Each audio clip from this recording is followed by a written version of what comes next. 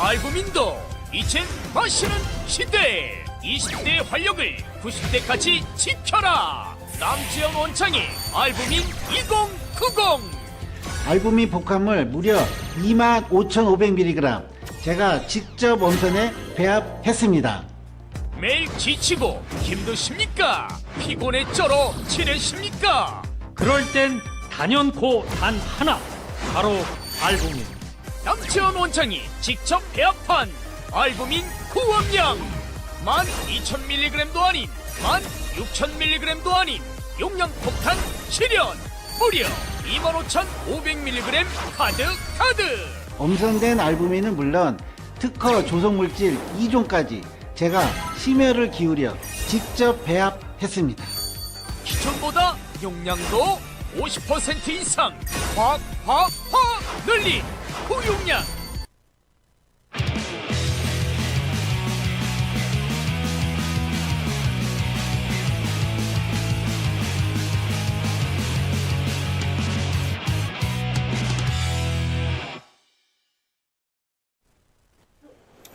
안녕하세요 시청자 여러분. 오늘도 아시아투데이TV 매일 오후 2시를 힘차게 열어젖히는 장예찬의 정치펀치 시작하겠습니다. 여러분 다 아시는 것처럼 지난 주말에는 우리 서울의 광화문 그리고 이번에는 대구의 동대구역 앞에서 정말 많은 분들이 모여서 윤석열 대통령 탄핵 반대 그리고 친중 좌파들에 의해 극좌 성향으로 달려가고 있는 대한민국을 다시 살려내야 된다. 자유민주주의를 지켜야 한다. 헌법재판소가 극좌들의 선봉대가 되어서는 안 된다라는 목소리 정말 뜨겁게 토로한 주말이었습니다.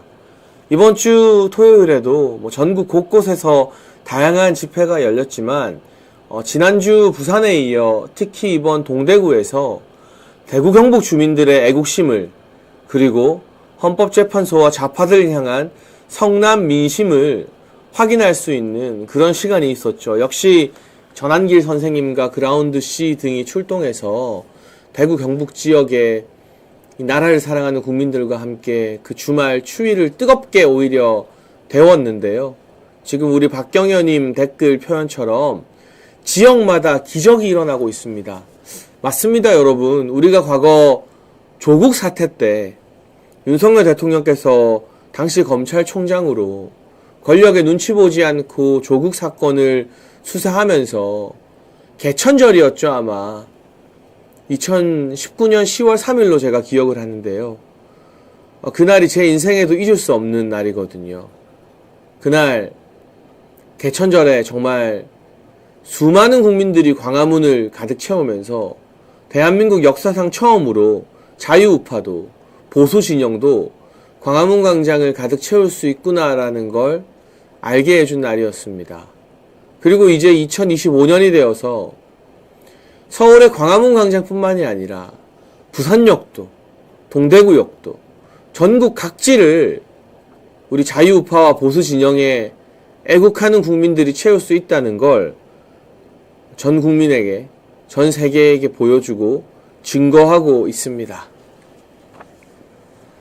2019년 10월 3일 개천절의 광화문 집회가 윤석열 대통령을 만드는 태동이었다면 2025년 이 겨울 부산과 대구 그리고 광주와 충청 수도권을 거쳐 3월 1일 서울로 올라올 전국 집회는 윤석열 대통령의 집권 후반기를 만드는 그러한 진통의 시간이지 않을까 하는 기대를 제가 똘똘 뭉친 우리 국민들을 보면서 조심스럽게 해봐도 될 것 같다라는 생각이 들었습니다.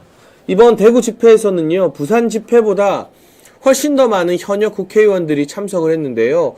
여기서 굉장히 중요한 포인트가 있습니다, 여러분. 현역 국회의원들이 많이 나온 거 좋은 일이고 환영할 일이지만 이 중에 배신자와 기회주의자가 섞여 있습니다.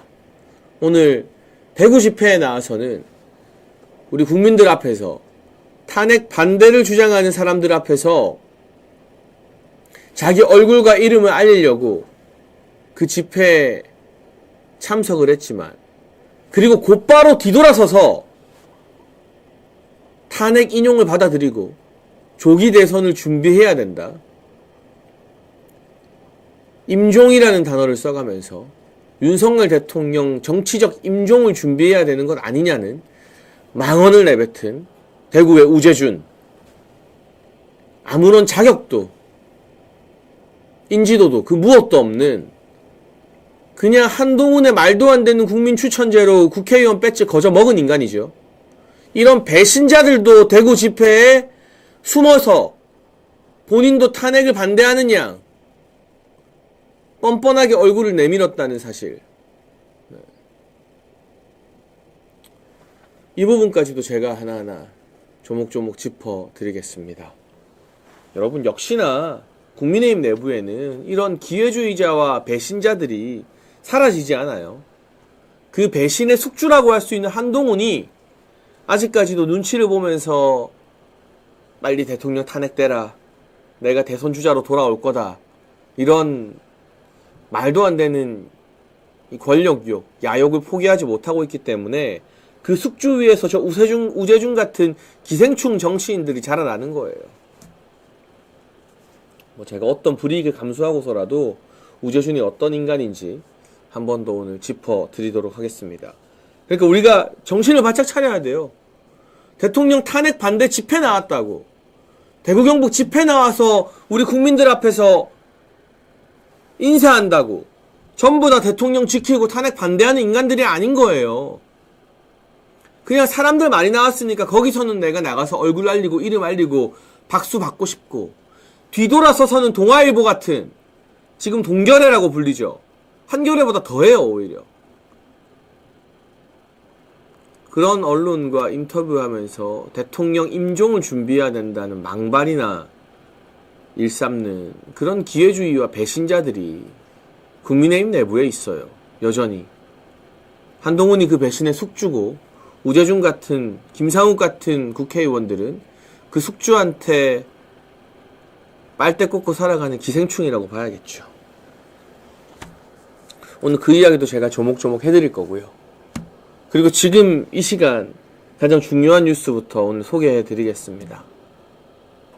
여러분, 오늘 방송 제목, 윤석열 대통령의 인권을 지켜라. 극좌 폭도들이 인권위를 공격한다. 앞서 또 댓글 달아주신 분들이 있는데요. 우리가 의도적으로 극좌라는 단어를 정말 많이 써야겠습니다, 여러분. 언론 보도를 보면요, 뉴스 기사를 보면 극우라는 이야기는 이제 그냥 심심찮게 막 나와요. KBS 뉴스나 SBS 뉴스도 마찬가지고, TV조선이나 채널A에서도 아무렇지도 않게 어떤 문제의식 없이 극우 거리는 이야기를 해요. 그런데 극좌라는 단어를 쓰는 언론과 방송은 아직까지 많이 찾아보기 힘듭니다. 그러나 여러분, 대한민국의 민주화 이후의 유구한 역사에서 보수와 우파 진영에 집회를 하겠다고 모인 분들이 일종의 폭력 사태 일으킨 거, 이번 서부지법 사태가 처음입니다. 단 한 번의 극히 예외적인 일이에요. 그런데 좌파와 민주당 진영의 정치인들, 집회 시위 세력이 공권력을 무시하면서 폭력 사태를 일으킨 거 너무 많아서 오늘 그것만 언급하면 방송 1시간 다 차요. 그런데 왜 단 한 번의 예외적 사태가 있을 뿐인 보수 진영은 극우라는 용어에 프레이밍 당해야 하고, 집회 시위 정치의 역사 자체가 폭력 시위, 선동 시위랑 연결되어 있는 민주당과 좌파들은 극좌라는 네이밍에서 자유로운 겁니까? 방송하는 분들이, 유튜브 스피커들이, 그리고 국민의힘 정치인들이 의도적으로 저는 이 극좌라는 프레이밍을 더 많이 활용해야 된다. 극좌라는 언급을 더 많이 써야 된다고 생각을 합니다. 정말 극이라는 단어, 이거는 보통 외국에서는요, 인종차별이나 폭력적인 행동을 동반하는 정치 세력에게 극이라는 단어를 붙이거든요. 이 극좌라는 단어, 극이라는 단어가 붙으려면 당연히 좌파, 민주당, 민주노총, 국가 공권력을 우습게 하는 그런 인물들이, 그런 세력이 극자라는 표현을 받아야 마땅한 거죠. 그렇지 않습니까? 그리고 이 극자들은요, 거슬러 올라가면 지금 윤석열 대통령의 탄핵소추위원장을 하고 있는 법사위원장인 정청래, 이 사람의 현재 공식 신분이 민주당 국회의원이고 법사위원장이지만 동시에 대통령을 탄핵하겠다는 탄핵소추위원장입니다. 대통령 탄핵의 선봉대에 서 있는 정청래가 원조 극좌 폭도입니다, 여러분. 이건 정치적 표현이 아니에요. 아주 건조한, 드라이한 팩트입니다. 정청래의 이력 중에 눈에 가장 들어오는 게 어떤 이력인지 아십니까? 과거 미 대사관, 미 문화원 점거하고 화염병 던졌던 그런 폭도들이 지금 민주당에서 국회의원 배지 달고 승승장구하면서 평소에는 미군은 점령군이다, 미국 욕하다가 선거 때만 되면 아니에요, 우리 미국이랑 잘 지낼 거예요, 친미 코스프레하는 그런 국회의원들입니다. PD님, 정청래 이 미국 문화원 대사관 방화 사건 관련 기사나 나무위키 있으면 한번 찾아서 띄워주시면 감사하겠어요.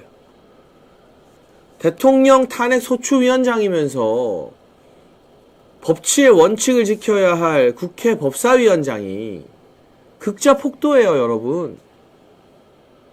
화염병 만들고 사제폭탄 만들어서 미국 대사관, 미국 문화원 점거하고 거기 불 질렀던 사람들이에요. 여러분, 정청래 보세요. 미국 대사관저의 방화 미수한 인간이에요. 이게 폭도지 뭐가 폭도입니까? 안 그렇습니까, 여러분?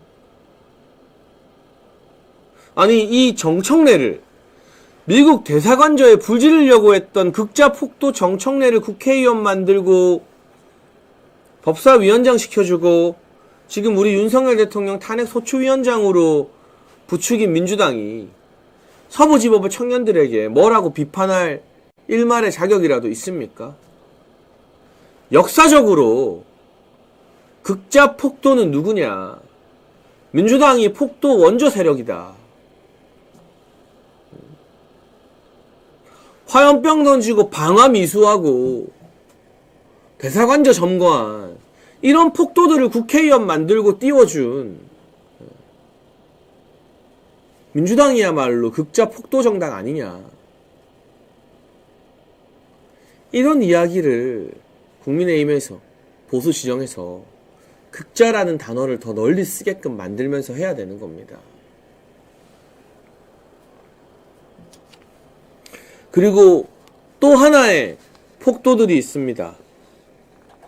지난번 국가인권위원회에서 윤석열 대통령의 방어권을 보장하라, 무죄 추정 원칙 아래에서 대통령도 적법한 권리와 인권을 지켜진 상태에서 수사와 재판을 받아야 한다 라는 이야기를 국가인권위 공식 안건으로 상정하고 채택하려고 했는데, 국가인권위원회 건물을 극좌 폭도들이 점거했습니다.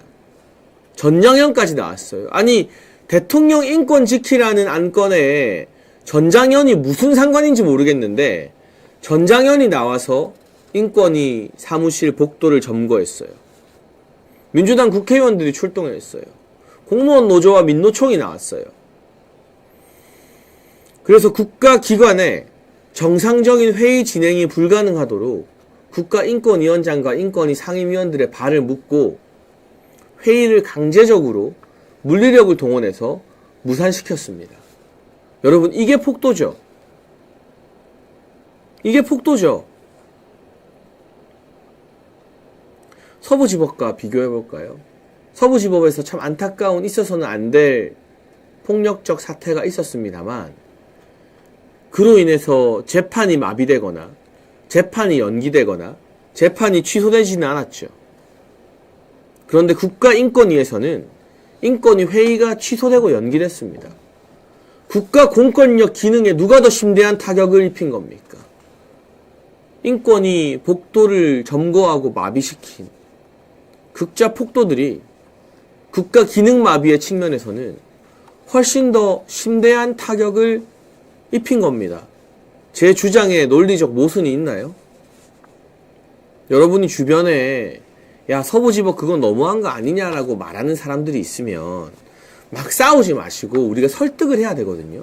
완전히 개딸에 맹신되어 있는 극좌들이 아닌 이상 그러면 그래 일부의 폭력적인 행동은 잘못됐다. 그런데 어떠한 폭력 행동도 하지 않고 가만히 서 있기만 하고 촬영만 하던 사람들도 강제로 구속된 건 너무한 거 아니냐. 그리고 너 말대로 서부지법이 잘못됐으면 미국 대사관저에 불 지르려고 했던 정청래가 지금 국회의원하고 대통령 탄핵소추위원장 하는 거 어떻게 생각하냐. 그게 폭동의 원조 아니냐. 그리고 인권위에서 복도 점거하고 드러누워서 회의 자체를 마비시킨 거 이게 국가 기능에 훨씬 더 심각한 타격을 준 거 아니냐. 너 어떻게 생각해? 라고 여러분 주위 사람들한테 한번 조곤조곤 차분하게 물어본다면 이야기를 한다면 대부분 반박할 말을 찾지 못할 겁니다. 그리고 정상적인 상식적 판단이 가능한 분들이라면 이 정도 이야기를 들으면 야 듣고 보니 네 말이 맞다 하면서 설득이 되겠죠. 저는 이런 간명한 논리를 우리 시청자 여러분들과 또 이 방송을 많은 보수 유튜버들이 지켜보면서 참고해서 자기들 유튜브에서 막 논리로 쓰는데 그런 분들에게 이런 간명한 논리를 좀 사용하라고 알려드리고 싶습니다. 우리 정치펀치 시간을 통해서. 오늘도 오후 3시부터 세종시의 국가인권위원회 사무실에서 인권위 회의가 열립니다. 역시나 지난번 무산되었던 회의 안건, 윤석열 대통령의 방어권을 보장하라는 안건이 상정될 예정입니다. 그런데 오늘은 지난번과 달라요. 오늘 아침 일찍부터 어떤 기적 같은 일들이 일어나고 있느냐. 여러분, 청년들이요. 자발적으로 국가인권위 건물까지 가서 어떤 조직화된, 어떤 동원된 청년들이 아니라 그냥 335 애국심 하나로 똘똘 뭉친 청년들이 오늘 아침 일찍부터 국가인권위원회에 들어가서요.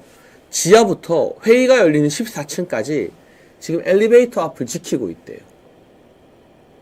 그러면서 전장현이나 민노총이나 공무원 노조가 엘리베이터에서 내려서 복도 점거하려고 하면 엘리베이터 앞을 지키고 있는 청년들이 평화적으로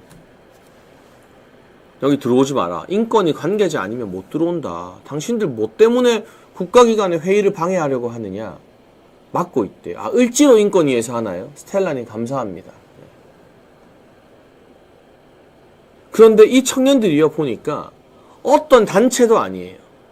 어떤 뭐 조직 소속도 아니에요. 보니까 다 달라요. 나와 있는 청년들이. 거기 저와 함께 당 생활했던 후배들도 동생들도 지금 많이 가 있어요. 정말 자발적으로 335 그냥 주변의 친구들과 모인 청년들이 아침 일찍부터 국가인권위원회로 가서 14층 회의실을 사수하기 위해 엘리베이터 앞을 지키고 전장현이나 민노총이 들어오는 것을 평화적으로 막아내고 그 결과 이 국가인권위원회 건물을 지키는 경비 측에서 인권위 관계자가 아니면 오늘 출입시키지 않겠다라는 일종의 구두 약속까지도 현장에 나가 있는 청년들에게 했다고 합니다. 여러분 너무나 가슴 뛰고 감동적인 순간 아닙니까? 우리가 1차 인권위 회의 때는 민주노총과 전장현, 극좌 폭도들의 사무실 점거, 복도에 드러눕기 같은 행태에 회의조차 열지 못하고 대통령의 방어권을, 인권을 지키라는 너무나 기본적인 안건조차 상정하지 못했습니다. 거기에 민주당의 박성중이니 하는 국회의원들이 몰려와서 뭐 대단한 일이라도 한 것처럼 기자회견을 했습니다. 오늘은 청년들이 나서서 자발적으로 엘리베이터를 지키며 아침부터 대통령 인권을 지키기 위해 335 모여들었습니다. 그 어떤 조직도 그 어떤 세력에도 소속된 청년들이 아닙니다. 다 달라요. 제가 현장에 있는 친구들이랑 방금 전까지 통화를 하고 들어왔거든요. 제 후배들, 제 동생들도 있어서 전화해서 물어봤어요. 거기 상황은 위험하지 않니? 거기에 어떤 친구들이 많이 모였니? 다 다르대요. 지하를 지키는 청년들이 다르고 14층을 지키고 있는 청년들이 다르고 서로 모르는 청년들이래요. 그냥 335 한 3명, 5명, 10명씩 갔는데 가서 보니까 같은 마음의 2030 청년들이 많이 있는데 다 처음 보는 사이래요. 그리고 철저하게 평화적으로 엘리베이터 앞에서 인권위 관계자들이 들어오면 다 보내준대요. 그런데 인권위 관계자가 아니라 전장현이나 민노총이나 인권위 회의와 전혀 관계없는 사람들이 들어오는 것만 청년들이 당신들 여기 왜 들어오냐, 오늘 인권위 회의해야 한다. 이건 사실 국가인권위원회의 사무관들이나 그 건물 경비하시는 분들이 할 일을 청년들이 지금 대신해주고 있는 거예요. 너무나 놀라운 일입니다. 너무나 감동적인 일입니다. 제가 몇 번 언급한 것처럼 대통령의 비상계엄과 이 탄핵 국면에서 2030들이 완전히 깨어났기 때문에 지금의 4050이 20대 30대 때 한번 민주당 지지 성향으로 굳어져서 죽어도 무슨 일이 있어도 민주당 지지에서 성향이 안 바뀌는 것처럼 지금의 2030들은 윤석열 대통령이 당하는 이 고초를 보면서 죽어도 민주당과 좌파들은 찍지 않겠다라고 각성한 세대가 됐거든요. 이 친구들은 40대, 50대 되어도 죽어도 민주당을 찍을 일이 없을 겁니다. 이게 윤석열 대통령이 불리한 대한민국 정치 지형에 자기 자신을 희생하면서 낳은 정말 기적 같은 선물이라고 할 수 있습니다. 날이 가면 갈수록 60대, 70대 어르신들의 인구는 점점 줄어들 수밖에 없잖아요. 그리고 지금의 40대, 50대 민주당 코어 지지층이 인구가 제일 많아요. 그럼 대한민국은 날이 가면 갈수록 좌파들에게, 민주당에게 잡아먹힐 수밖에 없는 운명을 가지고 있었는데 대통령의 희생으로 2030 젊은이들이 반좌파, 반중으로 완전히 돌아서고 각성하면서 이제 드디어 40대, 50대 절대 다수의 민주당 지지자들에게 맞서서 대한민국이 망하지 않을 수 있는 그런 하나의 기회가 생긴 거예요. 오늘 청년들이 국가인권위원회를 지키고 있기 때문에 좀 지켜봐야겠습니다만 지난번과는 다르게 인권위 회의가 개최되고 윤석열 대통령의 방어권, 인권을 지키라는 안건이 상정되어서 통과될 가능성이 높아진 것 같습니다. 국가인권위원회에서 안건이 상정되고 통과되면 어떤 의미가 있느냐?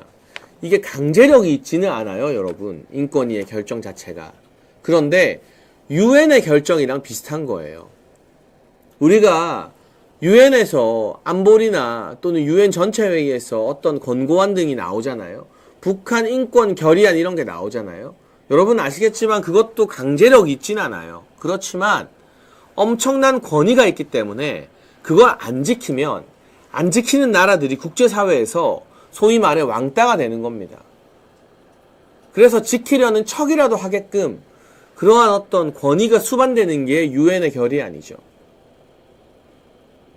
마찬가지로 우리나라 국가인권위원회의 결의안도 여기서 대통령 방어권을 지켜라, 대통령의 인권도 보장해라라는 결의안이 통과가 되면 이게 어떤 법적인 구속력이나 강제력이 있는 건 아니지만 대한민국 공식적 국가기관의 인권을 지키는 최후 보루의 결의안이기 때문에 헌법재판소나 법원이나 검찰도 이를 의식하고 조금이라도 이 인권위의 결의안을 지키는 방향으로 눈치라도 볼 수밖에 없는 거예요.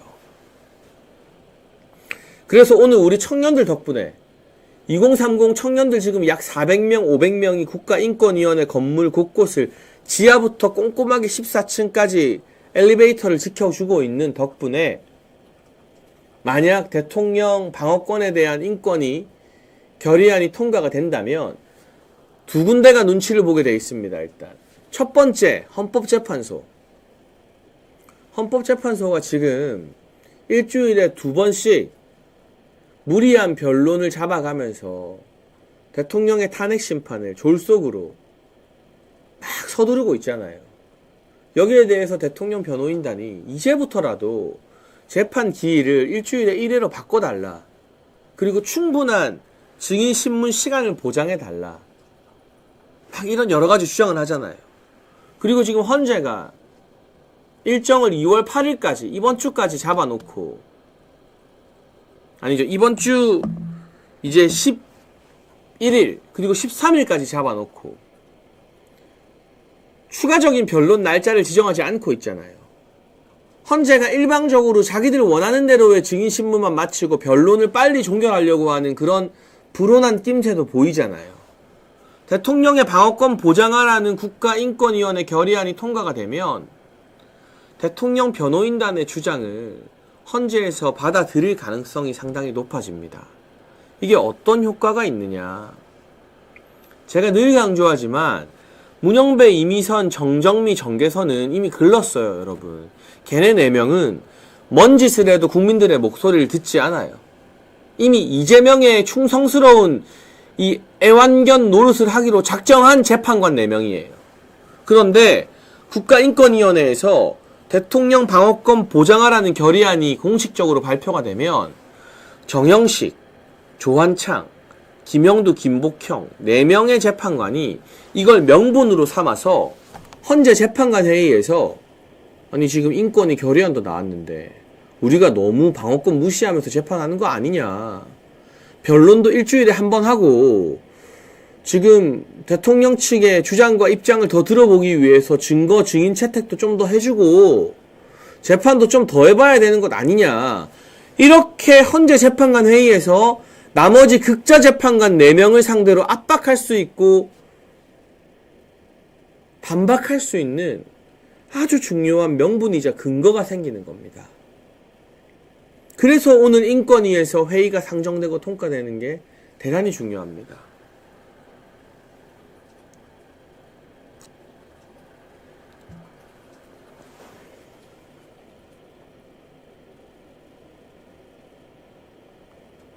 그리고 두 번째, 청년들이 이렇게 국가인권위 사무실을 지켜서 대통령 방어권을 보장하라는 결의안이 통과되면 헌재에 이어서 어디가 영향을 받을까요? 여러분, 법원입니다. 중앙지법. 빠르면 오늘 아니면 내일쯤 윤석열 대통령 구속 취소 안건이 중앙지법에서 심판 후 결론이 나올 거라는 전망이 우세합니다. 오늘 내일이라는 거죠.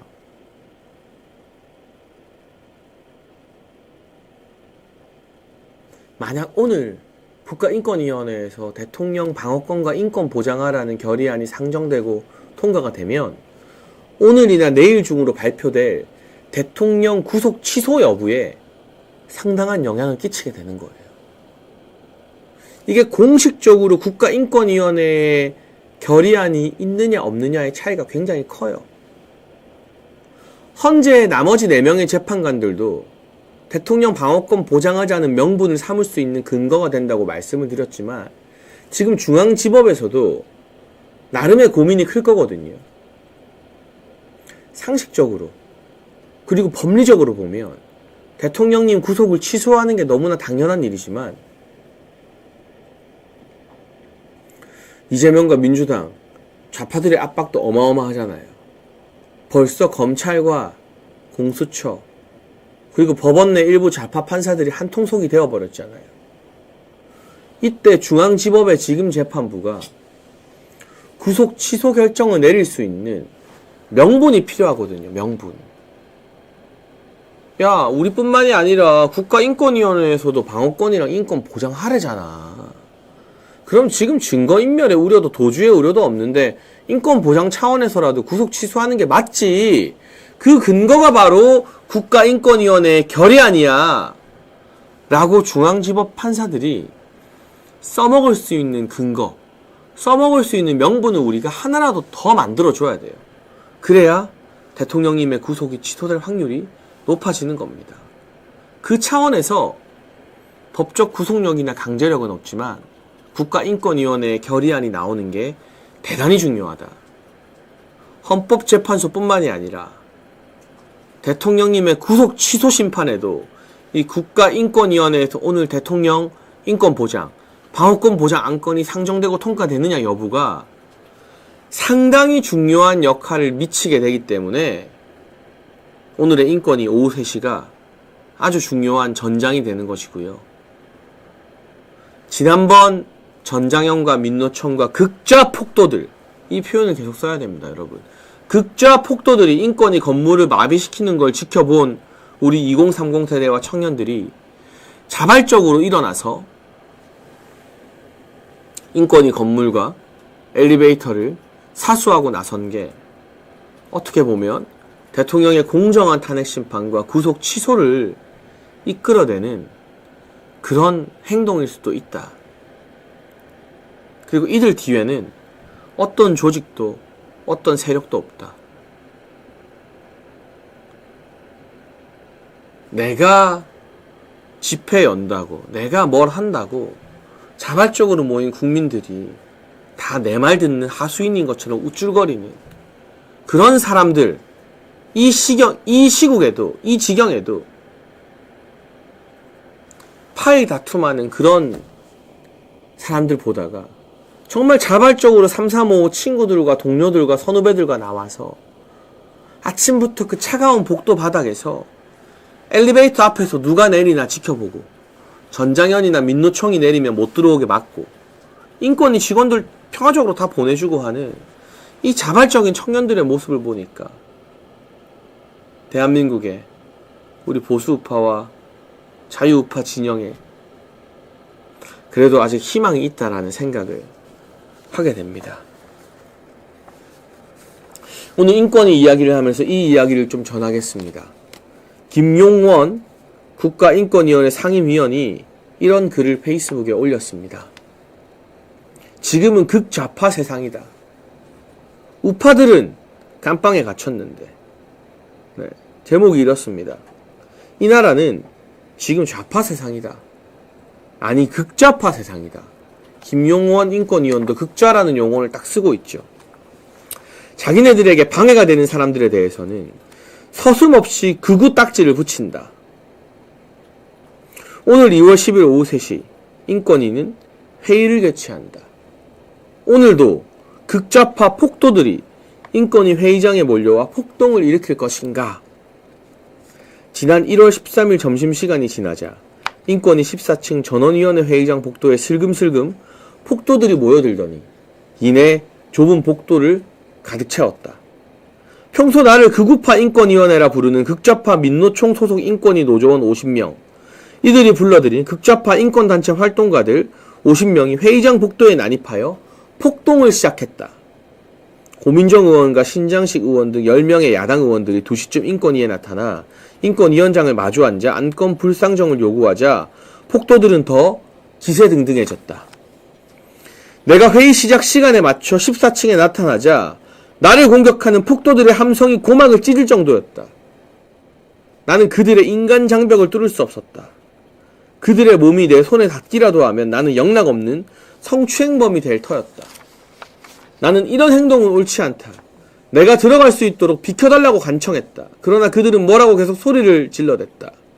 천주교 신부 김덕진은 옆에 서서 계속 이죽거렸다. 인권위원 그만두고 윤석열 변호사 해라. 거기서 당신을 안 봐줘도 못 가는 것이냐라며. 나는 1시간 남짓 그곳에서 회의장 입장을 시도했으나 결국 실패했다. 그 와중에 고민정과 신장식은 회의장 앞 복도를 오가며 폭도들의 기세를 북돋았다. 나에게 길을 비켜달라고 요구해서 거절했더니 나를 향해 소리 지르고 야단을 쳤다. 결국 인권위 회의는 취소됐다. 폭도들은 한참 더 머물다 인권위를 떠났다. 그런데 서부지법의 청년들은 100명 가운데 70명이 구속돼서 엄동설안의 감방에 갇혀있죠. 좌파들에게 방해가 되면 서슴없이 극우파 딱지를 붙이고, 그로 인해 우파 사람들은, 보수는 극우 딱지가 붙지 않도록 몸조심하고 몸살리는데 여념이 없습니다.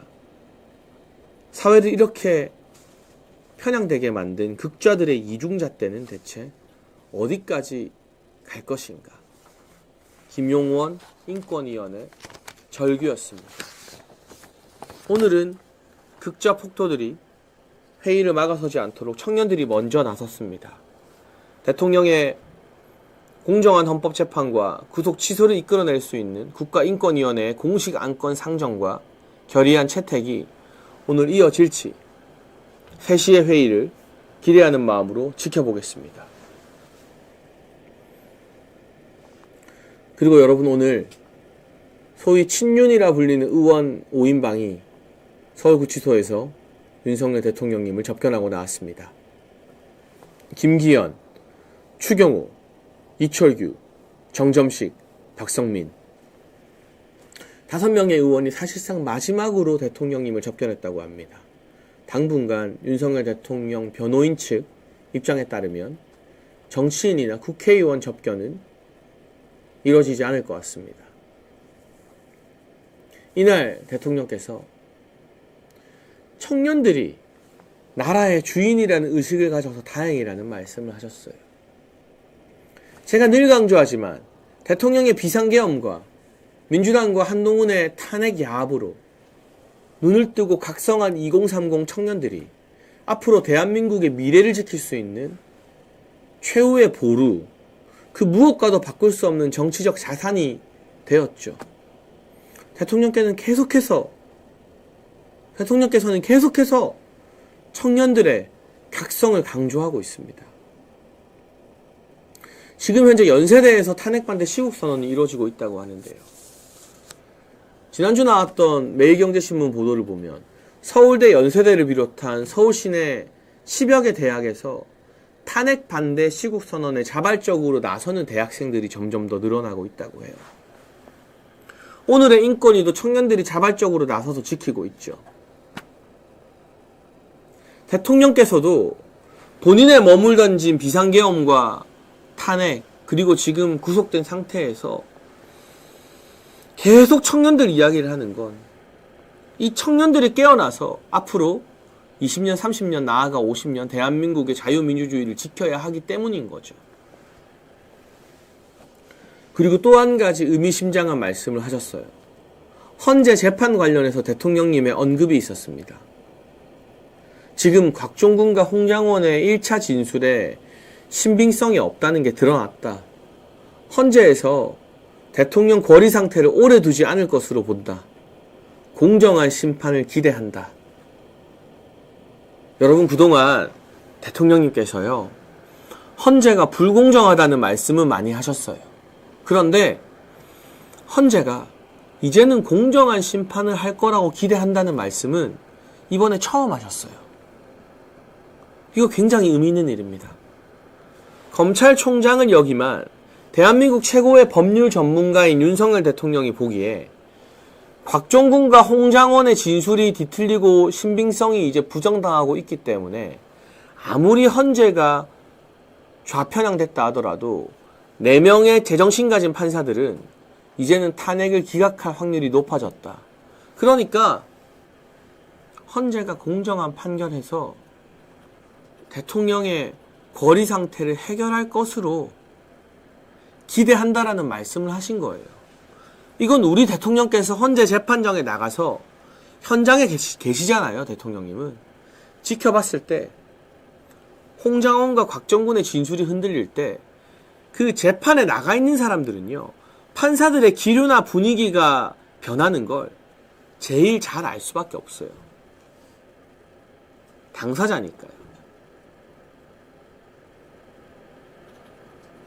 그러니까 문영배 이미선이 중요한 게 아니라 지금 이 헌재 공보관들 엉망이죠. 지들이 무슨 자격으로 기자들 앞에서 헌재가 이렇다 저렇다 할 자격이 1도 없는 인간들인데 그 인간들이 중요한 게 아니라 우리 대통령께서 그 헌재 재판장에 직접 나가셔서 정영식과 조한창과 김영두, 김복형의 기류가 변하는 걸 보실 거잖아요.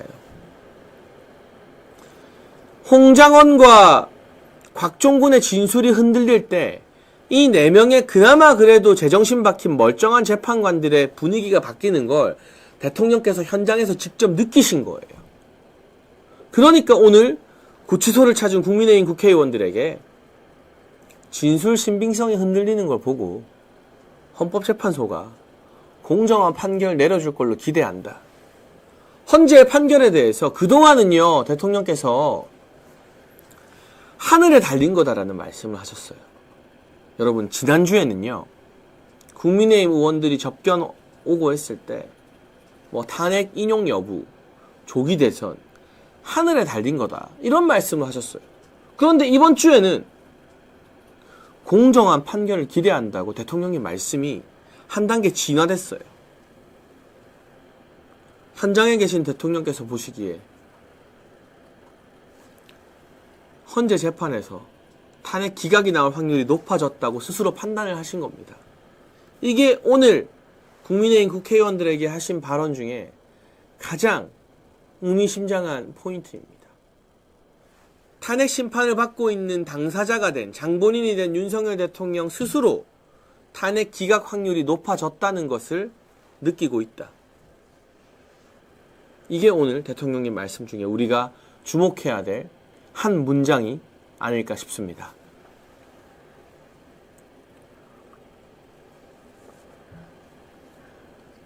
그리고 여러분, 이 이야기 하겠습니다. 주말에 있었던 동대구역 탄핵 반대 집회에 경찰 추산으로만 52,000명이 모였다고 합니다. 여러분, 경찰 추산 5만 명이면요, 민주당식으로는 100만 명 모인 거예요. 정말로. 민주당이 그동안 과거 서초동 촛불 집회 이럴 때 딱 보면 100만이다 하면서 100만 명 모였을 때 경찰 추산 5만 명 넘긴 적이 없어요. 이 동대구역 일대를 가득 메운 인파를 보십시오. 특히 인구 밀집에서 따지면 발 디딜 틈 없이 사람들이 빼곡하게 들어차서 사진으로 보이는 것 이상의 인파가 동대구역에 모여들었다고 합니다. 전국 순회 집회 참 잘한 것 같아요. 서울만이 아니라, 광화문만이 아니라 부산도 디비지고 대구 경북도 일어섰다.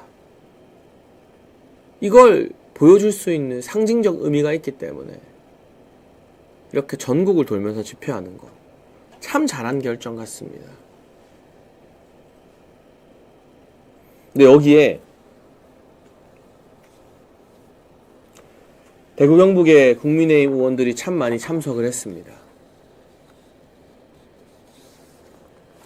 부산 집회에서는 부산 지역 국회의원 2명만 왔어요. 박수영 의원과 김미애 의원만 왔죠. 대구에서는 대구 지역에서만 7명이 왔대요. 추경호 의원, 윤재옥 의원, 권영진 의원, 이인선 의원, 경북 의원들도 왔고, 무엇보다 경북도지사 이철우 지사가 직접 참석해서 연단에 올라 짧은 인사말과 함께 애국가를 제창했어요. 선거법 때문에 현직 도지사가 긴 연설을 하면 문제가 될 수 있기 때문에, 그러나 이 대구 경북의 뜨거운 민심을 받들어 대통령 탄핵을 반대하겠다라는 의사를 분명히 하고 애국가를 제창했습니다. 여러분, 좌파 집회 한번 가보면요, 애국가 거의 안 불러요. 걔네는 애국가 싫어해요. 걔네는 대한민국의 건국 자체를 부정하는 세력이기 때문에. 그러나 우리는 이철우 지사가 부른 애국가만으로 긴 이야기 안 해도, 긴 연설 안 해도 마음이 찡해지고 통하잖아요. 우리가 나라 사랑하는 마음으로, 대한민국 지키겠다는 마음으로 대통령 탄핵 반대를 위해서 대구에 모인 것이기 때문에 그 이철우 경북도지사의 애국가가 남긴 여파가 굉장히 크다고 생각합니다. 그런데 그 중에서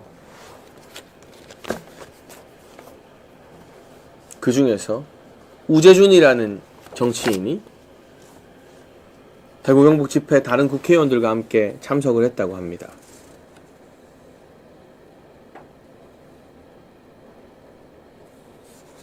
이 우재준이가 대구 경북 집회에 도대체 왜 왔을까요? 이 우재준은 저와 같은 88년 동갑 젊은 30대 국회의원인데 그 이전까지 뭘 하던 인간인지 아는 사람이 아무도 없습니다. 그냥 젊은 변호사고 집안 백이 아주 든든하다는 이야기만 여의도에 회자되고 있습니다. 어느 날 갑자기 대구에서 국민 추천제를 하겠다면서 울산에서 김상욱을 문재인 지지선언했던 김상욱을 국민 추천제로 전략공천 떡하니 주더니 대구 북구에서 경선도 못하게 하고 누군지도 모르고 얼굴도 이름도 모르는 듣보잡 우재준을 국민 추천 누가 추천했죠? 전략공천 줘서 국회의원 만들어줬습니다. 한동훈이. 그렇더니 우재준이는 한동훈 따라다니면서 지금도 한동훈 대통령 만들겠다는 시작2 단톡방 멤버라고 해요. 그리고 우리 윤석열 대통령님에 대한 탄핵안이 가결된 그날 저녁 한동훈과 함께 원자력 반대하는 친환경 노래 부르는 비례대표 김소희 그리고 우재준 이 두 명이 한동훈 좌우에서 간신배처럼 대통령 탄핵안이 통과되느냐 마느냐 하는 그날에 미소를 짓고 있는 웃으며 대화를 나누는 그 사진이 포착이 되었죠.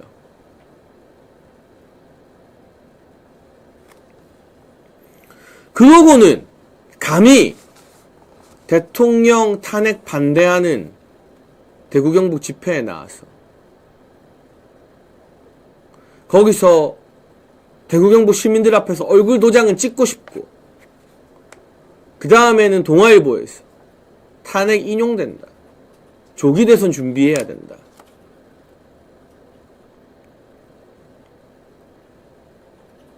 전한길 선생님이 뭐라 했습니까? 조기 대선 준비하는 국민의힘 정치인들은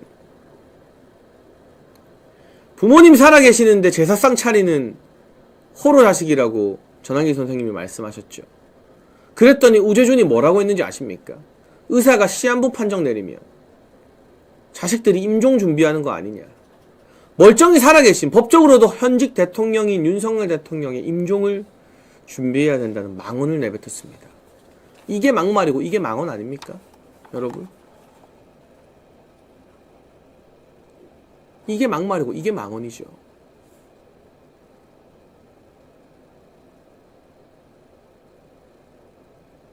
이게 막말이고 이게 망언이죠. 멀쩡히 계시는 우리 대통령을 임종을 준비해야 된다고 말하는 게 우재준 너의 정치적 임종이나 준비해라 라는 말을 저 동대구역에 모인 수많은 시민들이 할 겁니다. 여러분 우재준이 정상적으로 경선을 하면 후보가 되겠습니까? 국회의원이 되겠어요? 아무나 다 가서 누구라도 붙으면 우재준 같은 듣보잡은 경선에서 그냥 이길 수 있어요. 경선도 안 하고 국민 추천제라는 말도 안 되는 사기 제도로 사기 공천으로 국회의원 배지 거저먹은 인간이 저럴 거면 대구 경북 집회에는 왜 나오는 거예요 도대체?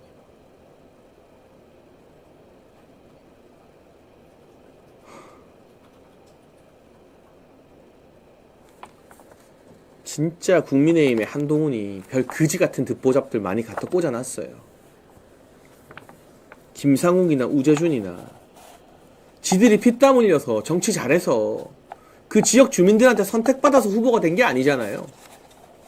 국민 추천제라는 이름으로 전략공천 받은 거잖아요. 저런 좌파 듣보잡들을 전략공천 시켜놓은 한동훈 자체가 이 배신의 숙주인 겁니다. 김상욱, 우재준은 그 숙주와 함께 살아가는 배신 기생충이고요.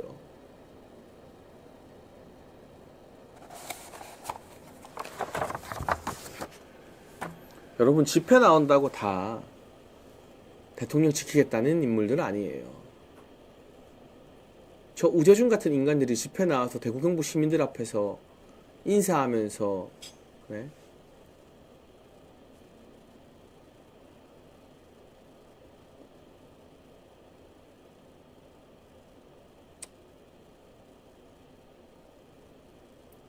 잘 보셔야 돼요. 잘 보셔야 돼요. 정말.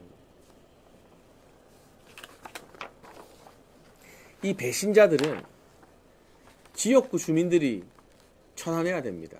심판해야 됩니다. 울산의 김상욱 한번 보죠. 그 지역구에 시의원, 구의원들이 나서서 김상욱 탈당해라 라고 1인 시위하고 논평 발표했어요. 그리고 지금 울산의 당원들이 김상욱 너는 울산 시당위원장 자격이 없다라고 들고 일어났어요. 지금 김상욱이 놀랍게도 울산 시당위원장이거든요. 그런데 여러분, 시당위원장은 중요한 날짜마다 시당 전체 행사를 주재해야 됩니다. 근데 울산시당은요, 김상욱이 위원장이라서 신년 행사도 못했어요. 국회의원들, 당원들, 지역의원들 다 모이는 새해 행사도 김상욱 때문에 못했대요. 왜? 김상욱이 부르면 아무도 안 가니까.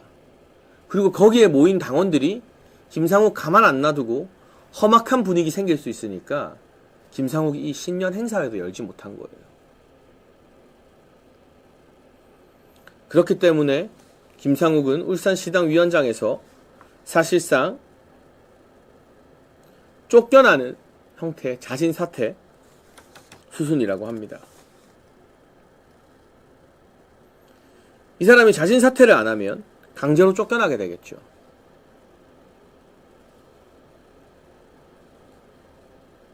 여러분, 대구의 당원 여러분, 대구의 지역 의원 여러분, 대구의 정치인 여러분,